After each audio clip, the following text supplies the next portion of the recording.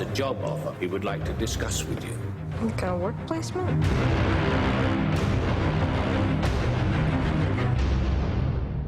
Not exactly. We create the world of the dream. What happens along the way and how that unravels, it's what the imagination is. I'm kind of like a roller coaster person, and that's what it's felt like shooting this movie. We bring the subject into that dream, and they fill it with their secrets. Chris does set pieces on a big scale. He does get that wow factor.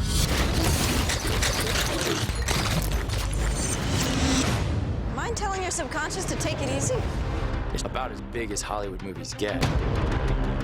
We gotta break out of here. Give him the kick! It's something of a heist movie. It's something of an action film. It's also a love story. Anything can happen. Your mind is constantly firing watching this movie. Wake me up! Wake me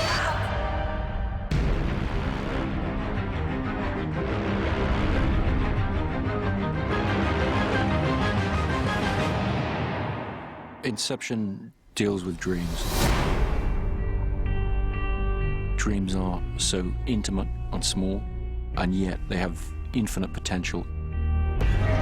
The idea that has always fascinated me about dreams is everything within that dream is created by your own mind as you experience it. For a filmmaker, it's an ideal world to be dealing with. It can be on the grandest scale, it can be as frightening or as happy or as exotic as any experience we can conceive of. This notion of the dream world is something that has never been done before. You never really know what's going to happen next. Dream state, your conscious defenses are lowered, and it makes your thoughts vulnerable to theft. It's called extraction. Cobb is an extractor, and he's the best extractor in the game. What's the most resilient parasite? An idea. An idea can transform the world, which is why I have to steal it. Generally in his work, Cobb extracts ideas from people's minds. Let's see what you can do. But Sato, played by Ken Watanabe, comes to him and asks him if he can place an idea in somebody's mind and make it feel real and like it was self-generated. This can't be done. Yes, it can. Just have to go deep enough. It's a heist movie in many ways. The protagonist puts his team together to do a job. I think of us as gentlemen thieves. They're con artists. The seed that we plant in this man's mind will change everything. The risks are much greater than they knew. God, we should walk away from this. The people that hired us won't accept failure. And now they find themselves on this job that's a lot more dangerous than anyone signed up for. It comes to a point where it's dangerously out of control. They have no idea the risk they've taken coming down here with you. All of us are going on this epic journey in this constant state of discovery and intrigue. It's your responsibility! We are not prepared for this!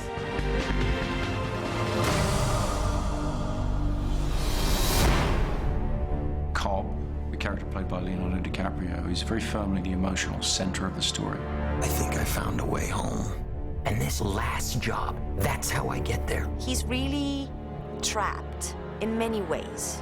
Well, what are you doing here? I thought you might be missing me. Know that I am. Sometimes there are these moments in life where you have to kind of make the most of what you had. You know, Cobb has to make a choice. With Leo, we really delved into the emotional life of the protagonist.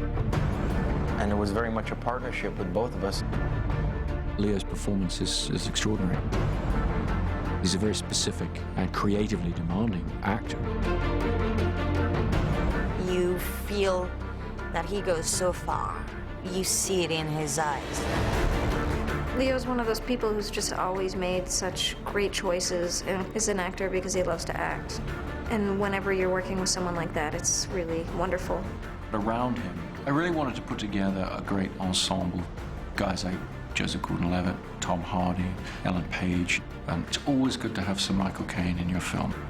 We have some incredible faces on camera. It was fascinating to watch the sort of chemistry between them and see them evolve as a group, very much the way the characters do in the story. I got to work with an extremely talented director. His track record is impeccable. And action. There's no one better at being able to make these jigsaw puzzle storylines feel tangible and real and emotional to an audience. It's amazing to work with a director who is able to create these worlds and stuff you've never seen before in such an amazing way. In the midst of all these gargantuan technical feats that are going on all over the set, Chris strikes a really inspiring balance between having everything very thought out and at the same time being very open to spontaneity. When you're working with Chris, it actually feels quite intimate. There's no ego attached. He's just there and he's present. Chris is so hands-on.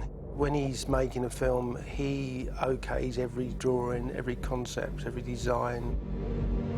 If it's snowing or raining, he's out there with everybody, and I think his philosophy is that if he's asking the actors and the crew to do all that stuff, then he should be right in there too. He really does push everybody to the limit. I love watching them react with a little bit of horror, but it's fascinating to watch them break it down and challenge themselves to really give us something extraordinary in the film. He's gone back to how movies, I think, really should be made. Cut there. Show must go on.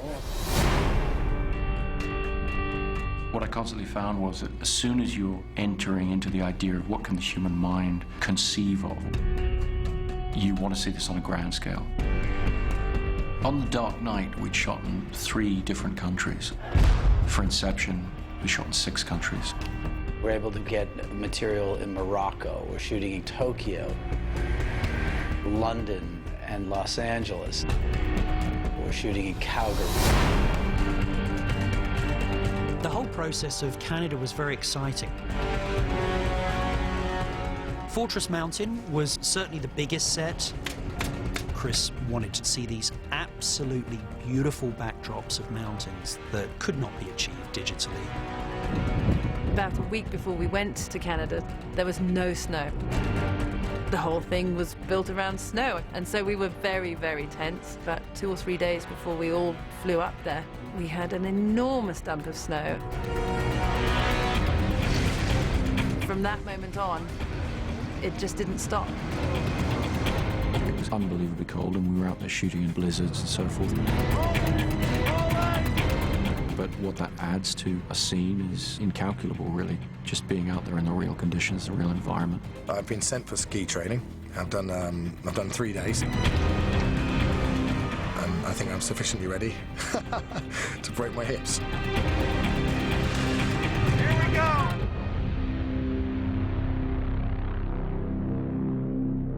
You never really remember the beginning of a dream, do you?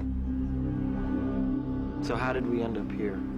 Well, we just came from the, Think about it, Ariadne. How did you get here? Where are you right now? After Ariadne first meets Cobb, she all of a sudden abruptly realizes that she's in the midst of a dream. And all the surroundings just implode. In Paris, they're really not very keen on explosions. So we came up with a system where instead of using explosives, we tried high-pressure nitrogen. When you see it on screen, people will be thinking, oh, how did they do that? Because they would never have done that with the real actors. But we put Leo and Ellen there. No matter how surreal these worlds got, you also feel very grounded. You feel like there's something very real about what's going on. It was very important to me that we do as much as possible in camera. Some of our more exotic effects, we tried to find real-world solutions. Today, a lot of movies use CGI, but Chris wants to keep it as real as possible. Ready, and action! We felt real reaction on the set. Killian and I had to do an entire sequence where the entire set would be shifting. We had to hold on to the actual set so it didn't slide off. It tilted to 25 degrees. Chris didn't want anything to move. really wanted was to see these weird things happening. It's very, very, very subtle, but like in dreams, things are just a little bit off. There's this amazing sequence where gravity has gone haywire. The most brilliant thing of all actually was Joseph Gordon-Levitt. He's running around the walls, the ceilings, the floors. He's all over the place. And not a single shot is a stunt double for Joe. It's all him. Well, me and Gravity went head-to-head a lot in this movie. Whether we were being soaked by a massive water tank blasting around us, or whether the streets of Paris were disintegrating before our very eyes, what was amazing to witness was how they made it all seem like it was a day's work.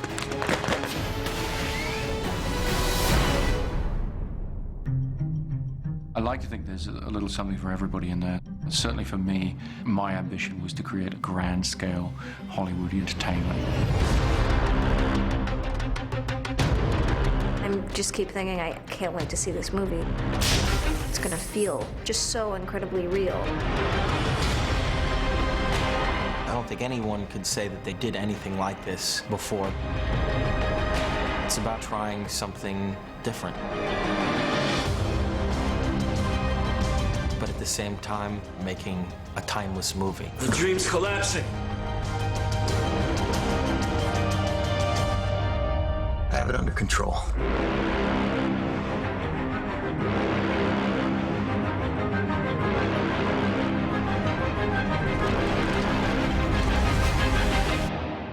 I'd hate to see out of control.